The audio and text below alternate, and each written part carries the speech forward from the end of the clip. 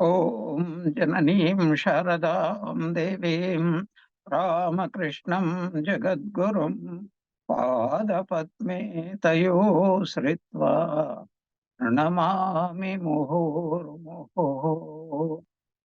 ॐ भद्रं कर्णेभिः शृणुयाम देवाः भद्रं पश्येमाक्षभिर्यजत्राः स्थिरैरङ्गैस्तुष्टुवागुंसस्तनूभिः यशेम देवहितं यदायुः स्वस्ति न इन्द्रो वृद्धश्रवाः स्वस्ति नः पूषा विश्ववेदाः स्वस्ति नस्तार्क्ष्यो अरिष्टनेमिः स्वस्ति नो बृहस्पतिर्दधातु ॐ शान्ति शान्ति शान्तिः हरिः ॐ. Om. O gods, may we always hear with our ears what is auspicious. O worshipful ones, may we with our eyes always see what is auspicious. May we live our allotted life hale and hearty, offering our worship unto thee. May Indra of ancient fame bestow auspiciousness on all of us. May the all-nourishing portion be propitious to all of us. May Garuda, a destroyer of all evil, be well disposed towards all of us. May Brihaspati ensure all our welfare. Om, peace, peace, peace be unto all. In our last class, we have been studying the 45th Karika of the 4th chapter of Mandukya Upanishad called Alata Shanti Prakarana. And the question that came is that we all in this dualistic world believe in the theory of cause and effect. Our experience shows everything points to cause and effect. And cause and effect in their turn remind us of time, space, and causation. So causation, parents are the cause, children are the effect. And when the birth takes place, that is called jati. Then the question comes, who created? Parents created. Who are created? Children are created. When are they created? Were they there from the beginning of time? No. Only 6 days back, a baby is born. So before that, the baby was not there. Now the baby is there. So time comes. Where is it born? And we find out it is either in India or USA, some place. So Kala and then Desha. How did it come out? Some nimitta will be there. So the whole universe is nothing but a perspective from time, space, and causation. And these three things together is called mind. What is the mind's constitutional elements? Desha, Kala, and Nimitta. So here the scriptures are talking about two kinds of facts. One is called that which is what we call the world. Another is called Brahman. What is the relationship? Since we are not talking to Brahman, but we are assuming through our mind, we are looking at Brahman. And what do we see? The world. How do we see the world? Through time, space, and causation. And this is the reason why the scriptures are talking about creation. But is the creation real? No, it is not real. This is a very crucial point. Any number of times I will repeat it, because there must be a definition which all of us should agree on what is real. What doesn't change is real. What changes cannot be real. Why do we say it is not real? First of all, it is a definition. Secondly, even in practical way, it affects us every second, prati muhurta of our time, our life. Somebody is happy. Is it changing? Yes, it changes. What does it change into? Unhappiness. Good changes into evil. Friendship changes into enmity. Calmness changes into agitation. Everything is changing. And again, that change also again changes. Unhappiness changes into happiness. And this process is called dvandva. And this is not what instinctively human beings do not wish to experience. They want all the time that birth and growth is okay, death is not okay. I want to be asato ma sadgamaya. And I don't want to be unconscious as in deep sleep. I want to know the things and enjoy things. Therefore, tamaso ma jyotirgamaya. And I don't want even 1 milliseconds separation from happiness. That unchanging happiness is called ananta. So mrityorma amrutangamaya. Is there any way for us to attain it? Yes. The scripture is called a loving mother, most loving mother. So like a loving mother, it has to help the child grow. Yes, there is a bogey man in that room. Do not enter into that room. It is harmful to you. This is what is called do not do any adharma because adharma will catch you and swallow you up. The child is afraid because he has faith in mother's words. If the child doesn't have, child means I am not talking a baby, babies invariably, they have faith in the mother's words, father's words. But we are what Swami Vivekananda calls us mustached babies. We are hearing talks, we are reading books, Gospel of Sri Ramakrishna, and Pade Pade again and again is talking about always follow the path of Dharma. Dharma Deva Kamaha, Dharma Deva Arthaha, Dharma Deva Mokshaha. So Vyasadeva with uplifted hands, he is shouting, but he himself says, nobody is listening to me. Somebody is shouting, Adharma Deva Arthaha, Adharma Deva Kamaha. And you enjoy, and everybody is listening. Adharma means what? So whatever I want to do. And whatever I want to do is mostly adharma only. But there also see, Mahamaya works. Mahamaya has two powers, Vidya Maya and Avidya Maya. So Vidya Maya says, this is your baby. Do not harm your baby. Don't tell lies to your baby.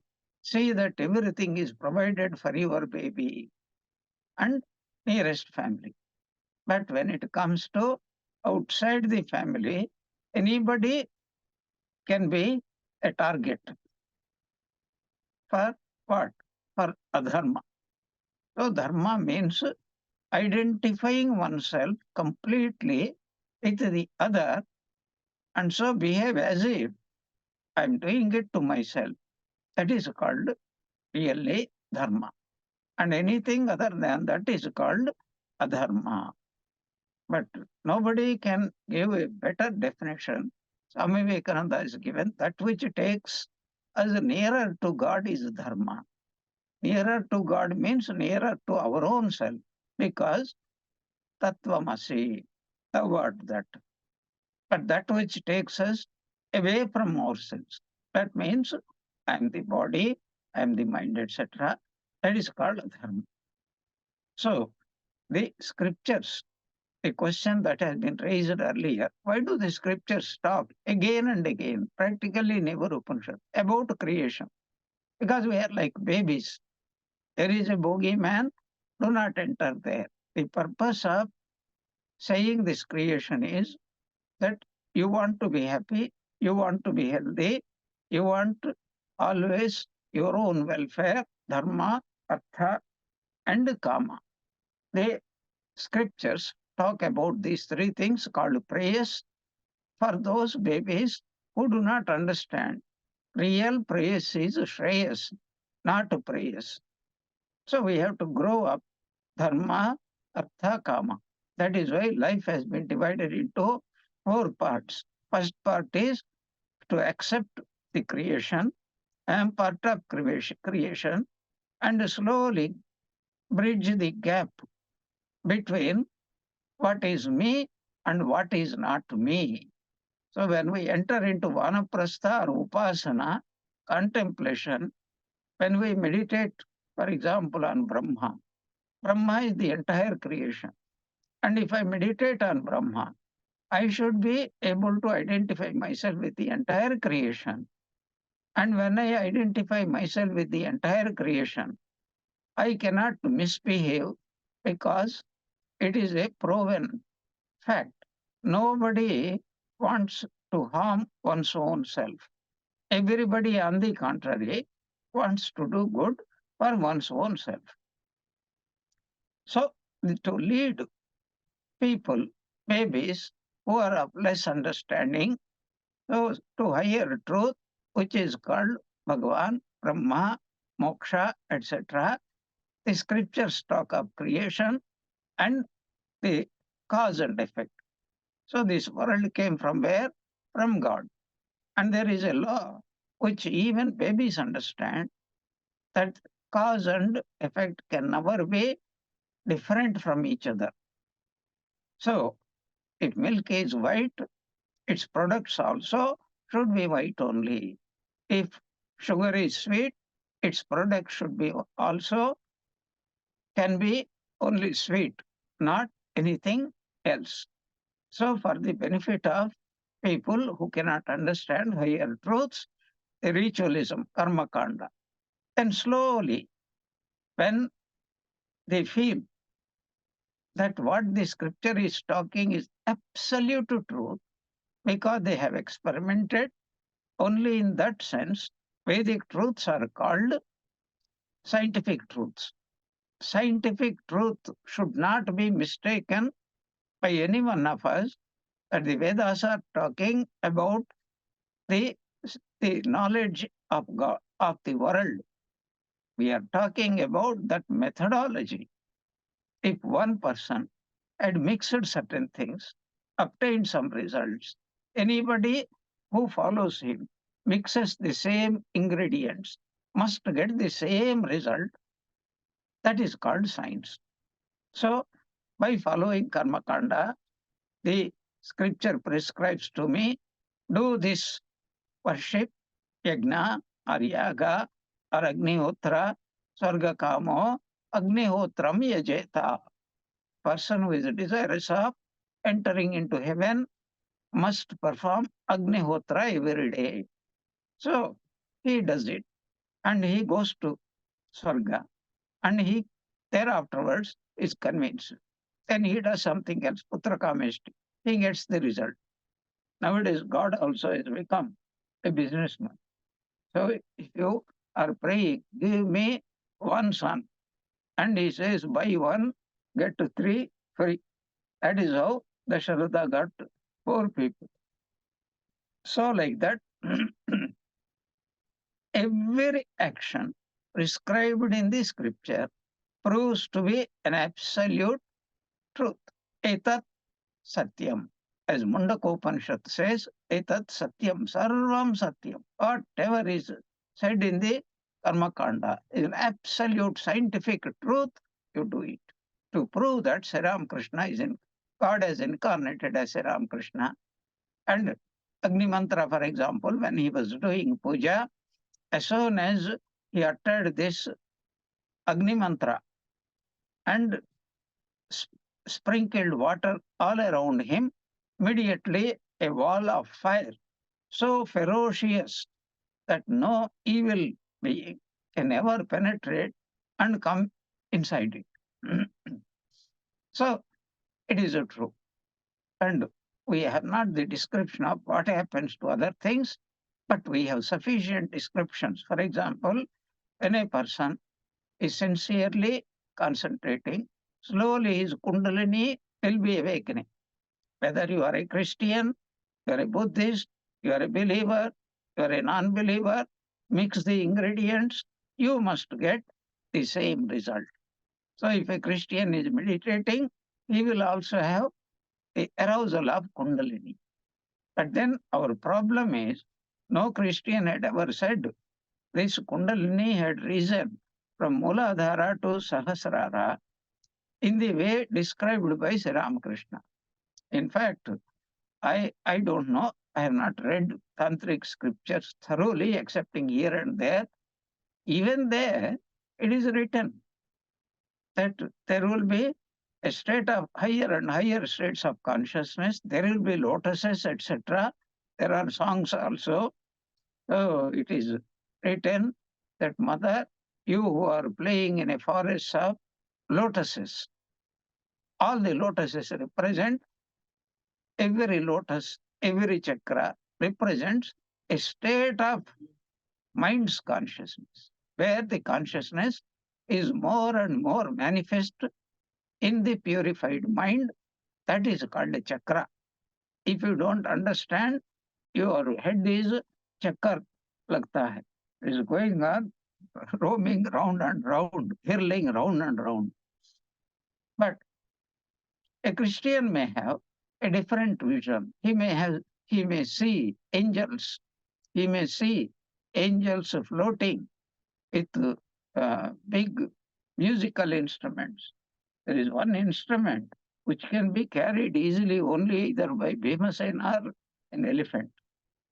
And I don't know how this wispy angel with two butterfly-like wings is carrying that one and playing. And it is called harp. And the Christian scriptures go on harping on this harp very much. Anyway, what I wanted to tell you, the descriptions are different, but the essence is absolutely the same. So, what happens when a person for many lives goes on performing all these karmas, and they're absolutely true, I can tell you, because I myself have practiced a few of them and got what the Bengali beautiful expression, hate hate phal. That is, you do, and immediately you get the result.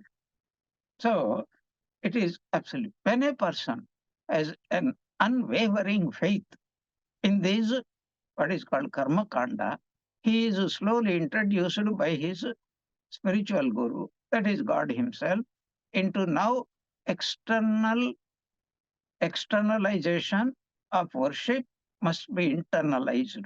This is called manasika puja, but it is also called upasana kanda. And that is the main purpose of vanaprastha.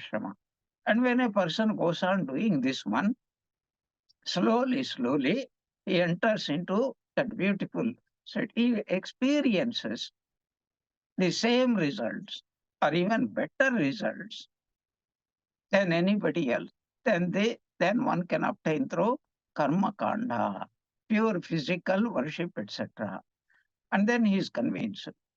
If this has been told by the scripture and it turned out to be true, and this also has been described by the scripture, and that also turns out to be true because I experienced it myself. That is the conviction. Until that one experience at least doesn't come, one cannot be convinced of it. Swami Vivekananda had a very funny way of expressing it. A man who had seen a ghost is a better believer in God than anybody else for two simple reasons. One is if you see a ghost, and then your mind will be thinking only about God out of fear. Second is a profound truth. There is nothing called death. This person is dead. Now this person is appearing like a ghost. That means physical death, body falling of the body, is not the end of life. So this is a conviction because he has seen he has a direct experience of a person who has left his physical body and is still very much alive, even though he may be threatening to swallow you up, but that is the truth. So any vision of a Mahapurusha, not to speak of a Bhuta, but that convinces us and is Vanaprastha leads us to that effect. But interesting fact is that some Swamis are a bit more rational, and I am one of them. So if when a person sees a ghost, what is it? That he undergoes tremendous amount of experience of fear, etc. Fear of seeing the ghost, fear of anticipating, perhaps this ghost fancies me, he wants to, he or she wants to marry me, and then I will be taking refuge in God rather than getting married with this Bhuta. So these are some of the practical benefits we have to understand. And then an intense joy is experienced in the Upasana Kanda. How? If a person experiences by contemplating on Indra and he achieves identity with Indra, then he gets Indrananda. Same thing with Brihaspati. Brihaspate Anandaha. Prajapati. Prajapate Anandaha. Brahma Loka. That is Brahmananda. We are not talking about Brahman. We are talking about Saguna Brahma, the creator called Brahma. That Brahma Ananda. You cannot distinguish in Sanskrit Brahma plus Ananda, Brahma plus Ananda.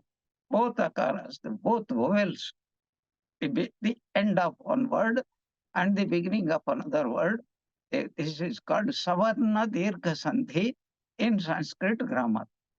So, this Brahmaloka Ananda Prapti, he experiences. And then only says that when you climb the highest mountain and stand on the peak of that mountain, you will discover there is another mountain behind, which is much more superb, much, much more beautiful, and much more majestic. And if you are a mountain climber, your greediness, I want to climb that mountain also, definitely will increase. If we do not know about something, the desire for something doesn't arise at all. So this is what exactly happens to the person having experienced Brahmaloka Ananda. He now feels there is something, these are all limited. I want something unlimited. Unless a person reaches the limit of the finite happiness, he will not be able to acquire to the other one. So it is for the purpose of leading a smaller understanding mind to better and better understanding by the creation of faith leading from Bhuloka Ananda, Bhuvarloka Ananda, Suvarloka Ananda. Finally, he gets a glimpse of that which is beyond. Then he becomes a sannyasin and he says, I renounce the Ananda of Bhuloka, Bhuvarloka, Suvarloka, etc. Then he becomes not uttering, but really feeling, really longing for that ultimate truth. So it is for that purpose only. With this background, keep always the scripture's only goal is to guide every soul from wherever he is to a higher ideal. Even the worship of Bhutas, as Bhagavan Krishna tells, the devotees of Bhutas worship the Bhutas. The devotees of Rakshasas worship Rakshasas. The devotees of what is called Yaksha, Gandharva, etc., worship those beings, but that would not be the end. The scripture doesn't deny such people exist, But the purpose is to lead them, not to say this is the highest goal, but slowly leading to higher, still higher, much higher goals until the person reaches the end of the limitation of the duality, and then only he will be able to step into highest. Is there any exception to it? Yes. Varanasi is the exception. Come and die in Varanasi, you don't even need to understand what is mukti. Shiva automatically will give it to you. With this background, let us now, one more point. I will just make a small introduction and then quickly go over it. So I see something in front of me. Therefore, I say something exists. Then I see that thing may be moving. And then I say, by the experience of the movements by me, yes, definitely there is. And I call it the existence of an object. For example, I see an animal, it is standing still. Seeing itself is a proof because nobody can experience something, and seeing is one of the best proofs of experience. You cannot see anything unless it exists. So even if some wisecrack says that this fellow has experienced a bhuta, bhuta also exists. That is why our scripture definitely confirms it. Bhuta also exists. And this idea, three things, upalambat, samachara. So upalamba means direct experience through our sense organ. Samacharat means my reaction towards it, or seeing the behavior, then I also react to that behavior. This is called samachara. Unfortunately, as I mentioned many times, when Gaudapada is mentioning certain words, he is not using the normal words that we are familiar with. He brings in horrible words. And I think, as I mentioned also, we should not blame him. He was teaching it to his disciples because just because it is available in a e-book format, you will simply download it and read it, and then you go on blaming. Should he not have used plain words? Of course, I wish he would have used plain words, but for a what is called downloading without permission, you will get only this kind of result. Upalambhat samachara. Upalambha means direct experience. Samacharat means seeing the behavior, and our reaction to it is called samachara. Maya hasti yatha uchyate. So a magician, I told you in the last class, there is a magician produces a huge white elephant from his small hat. He can produce not only rabbit, a fellow who can produce rabbit can also produce an elephant. I think he can also produce you. There is no doubt about it. Yatha uchyate. This is called Maya Hasti means what? As soon as the magic is withdrawn, the whole thing completely disappears. What is the point? Point is seeing something is not a proof of existence. Because in dream also we see, we react. In dream also, somebody is coming towards us with a what is called AK-47, and we can have heart attack. Yes, several people have heart attacks. Probably they had early morning, their neighbors fire or family members find him. Happily, that fellow had died. They say very happily without any suffering. Who knows whether he had any heart attack in his dream? We do not know. So, this is the example given by Gaudapada in the 44th Karika. He says, Palambat Samacharat Asti Vastu Tatha Uchate. We all, especially if you see a magic and you are told it is a magic, and even if you see 5 times, 10 times, you know that it is only a magical rabbit, a magical elephant.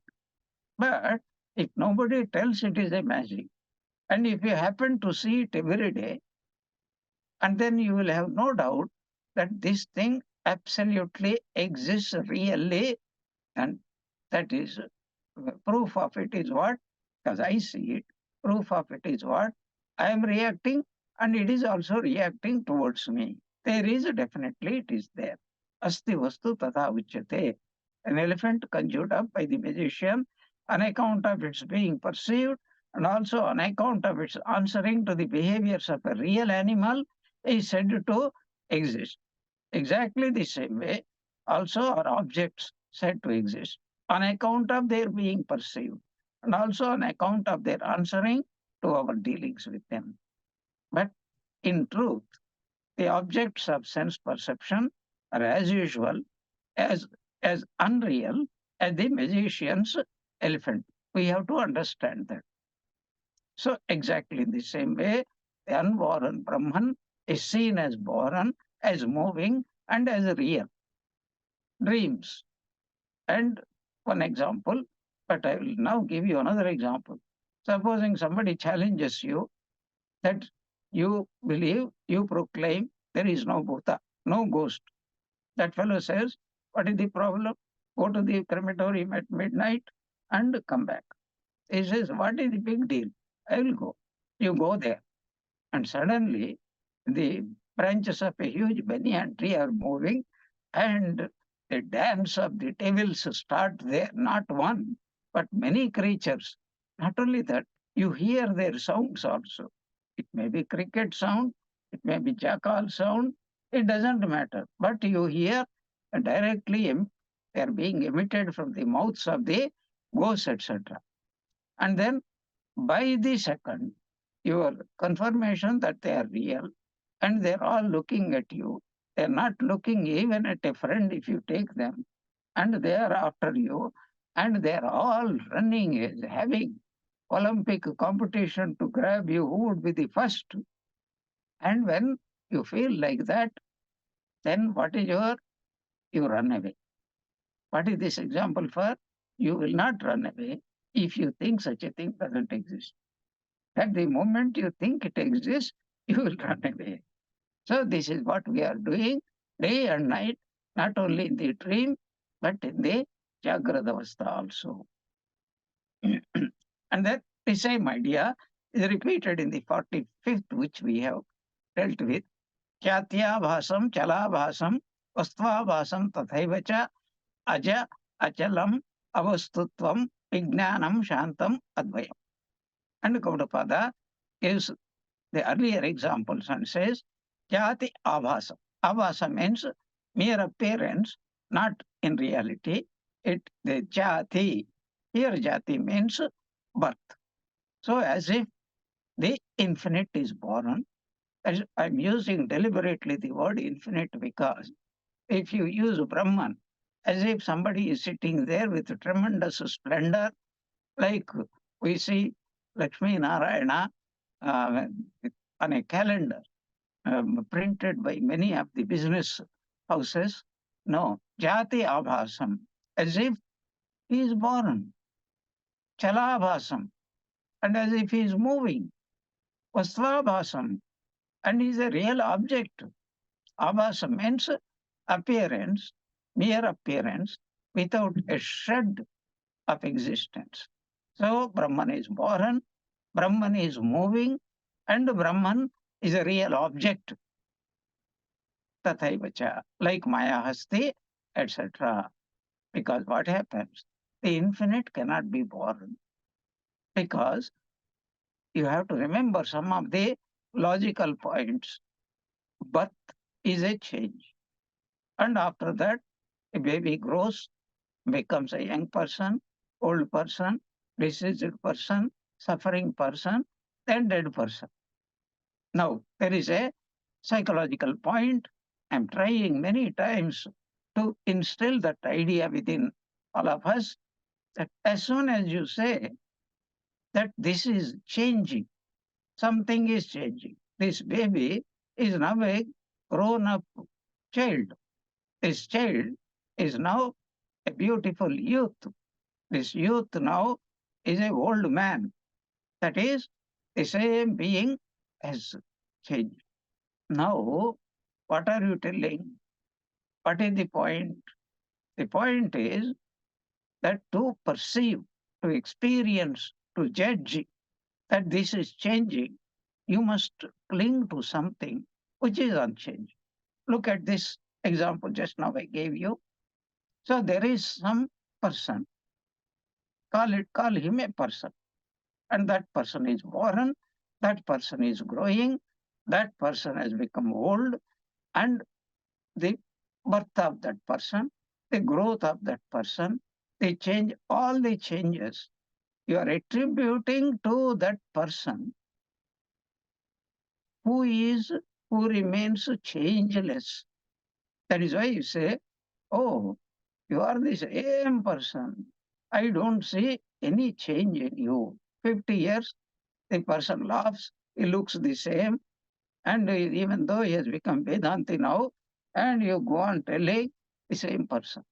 When you utter unconsciously the word the same person, you are unconsciously referring to the aspect of changelessness. But you are committing a terrible, terrible mistake. On one hand, you are saying this person is changeless person. At the same time, you are attributing this person was a baby, this person became a child, a young person, middle-aged, old-aged, suffering, and Vedante. All these you are, on one hand, you are saying it is changeless. On the other hand, you are telling that which is changing. Same changeless object can never become changeful, and a changeful object ever remains only a changeful object, and that such an object never exists anywhere in this world. So I hope I can only convey in my language what I'm trying to instill into your brains, that you cannot say at the same time a changeless something is undergoing a change. Now apply it to Brahman. On the contrary, you are saying Brahman is ajata, he is unborn, and then he is born. Brahman is unborn and Brahman is born also. But when you say Brahman is unborn, you say it is changeless, nitya, ajo nitya shashvatoyam. So this is how from the Bhagavad Gita say. But at the same time, this is a man, this is a woman, this is Bhishma, this is Drona, this is Duryodhana, etc., etc. You are attributing to the Atman, which doesn't belong, anything that doesn't belong to the Atman, to the Atman. This is a great mistake all of us are committing. Why are we committing? The simple answer Gaudapada gives, Vedanta gives, scriptures give, is what? You are trying to see the changeless through the prism of the mind, which is subject to time, space, and causation. Time means change. Space means change. Causation means change. All the three indicates only change. This is what the 45th Karika Gaudapada wants to instill into us. Abhasa. You are seeing okay. You are seeing something is moving okay. And in fact, there is a terrible philosophy behind this movement. Anything movie. That's why a cinema is called a movie. You see a person, he is moving. But it is proved scientifically there is nothing called really a phenomena called movie. What happens? The person is at any still movement. So the person is standing. Next moment he lifts his leg, for example, and the next minute he keeps it somewhere else. Then next minute he lifts another leg. So like that, one after the other, every movement is a still movement. But when these still movements are watched by our human eye, which has a defect, the last impression of that movement remains in the mind before the next movement impinges upon it and they get glued together, and creates the illusion of movement. That's why somebody has created a beautiful book. I wish you could go through it. So what is that? A person is dancing, and this person has drawn hundreds of pages of every a tiny change in the movement. And when you turn the pages, you see only a still picture. But when you see this person moving it fast, then you flick the pages like that, then you see a real dancing person, which proves movement is only our mind's trick. Really, there is nothing called movement at all. Anyway, coming back, just I wanted to share some of my ideas with you that Brahman is born, the unborn is born, the infinite is moving. Where does it move? And it appears to be an, one object among billions of objects, tatha evacha, exactly in the same way. Aja means that which is unborn, achala, that which cannot move because it is infinite, avastutva, and that which is not endowed with any name and form and qualities, that vijnanam, that knowledge of the Brahman, brings about what? Advayam Shantam. So we have to perceive Brahman is Advayam, non-dual. And then mind becomes Shantam. Now put it another way, only when the mind becomes Shantam, everything becomes Advayam, and that knowledge completely removes the false notion something is born. These are all ideas in our mind. So here I will tell you something which is very, very important. That is it all true? Whatever you are saying, whatever Gaudapada is writing, and whatever you are explaining, is it all real?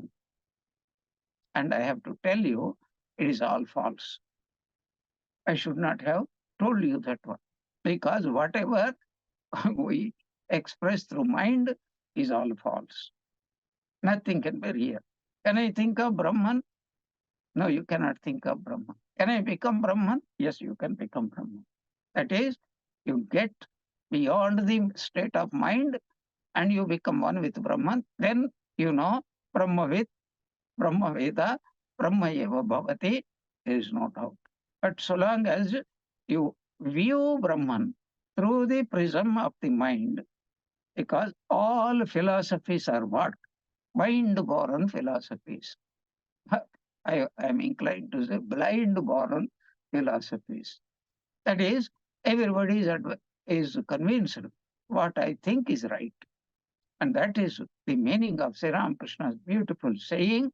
Sri Ramakrishna says beautifully, everybody thinks his watch alone is right. The only correct watch is the sun. So this is it. But until we reach that state, these what will they do?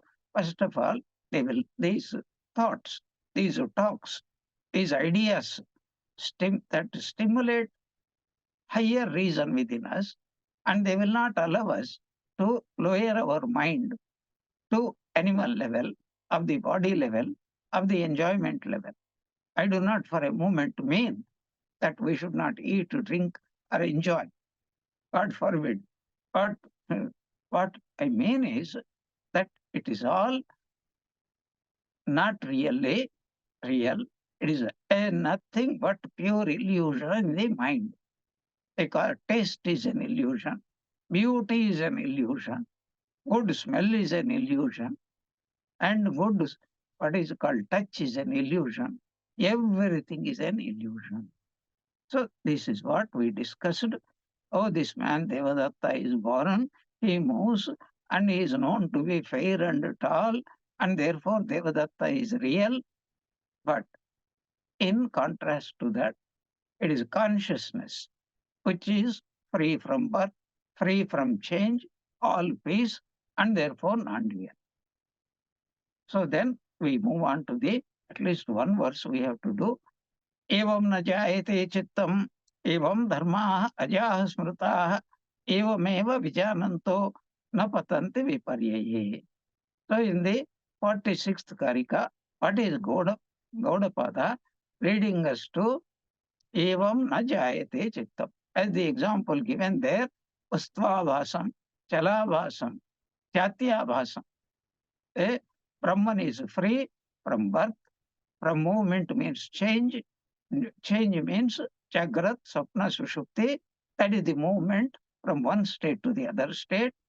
And whatever we experience, that is called the Vastu, the object, reality. That is all false. But then, as I mentioned earlier, Gaudapada uses horrible words. Evam najayate chittam. Uses the word chittam. Chittam means what? Mind. So evam, as described earlier, if I have understood all that, chittam najayate. This mind is not born. How can mind not be born? Mind, the very concept of mind is, it is born. That is, it moves and it creates all these illusions, like the cinema machine or the projector goes on creating by its movement. So, chitta means what here? Not mind. Chitta means Brahman. Who can imagine this word that Gaudapada is telling? You have to control your chittam, you have to control God, otherwise he will create havoc in your life. And he is telling chittam na jayate, that mind doesn't exist. No, Brahman is not born. Jayate means birth. Brahman is not born. And then another word we come across, evam dharma. Exactly as the Brahman is not born, evam, exactly in the same way, dharma, all living creatures, ajaha smritaha, they are also not born. Neither Brahman is born, nor jivas are born. Evameva vijanantaha, a sage who knows this truth, na patanti, or any sages who know this truth, viparyaye na patanti. They never again fall into viparya. What is viparya? That is false knowledge, ignorance, ajnana, avidya. It means samsara. They never again are born into this samsara sagara. They are not born at all. So here is very important verse we have to understand. There is really not much for us to do vichara or visleshana. Only we have to careful. Chitta means Brahman. Chitta means God. So God is not born, because if God is born, then he is also bound. Very interesting. When you look at Bhagavad Gita, Bhagavan Krishna, that is Bhagavan Narayana, is born. What does it mean? That's why Shankaracharya starts with Gita commentary. So, Iva, he uses the word Iva many times. But Iva means what? As if God is born. Why? For Dharma Sthapana. Hare Baba, when the world itself is not existing, where is the question of Dharma Sthapana? When the world is not there, adharma is not there. So, like a person who wakes up from a dream, and then, supposing in the dream, this person has snatched your purse, and then unfortunately, he tripped and fell down, and you are very happy. And at that, there is a lot of money was there in that.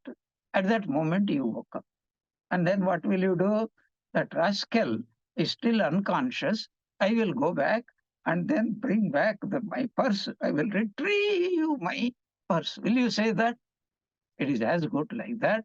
When a person wakes up to the real awakening that Brahman is never born. So when Brahman is not born, neither Brahman is born, nor the world is also born. Dharma means what? We have to include the whole of the world, both Chit, what Ramanuja calls Chit and Achit. So this is the meaning.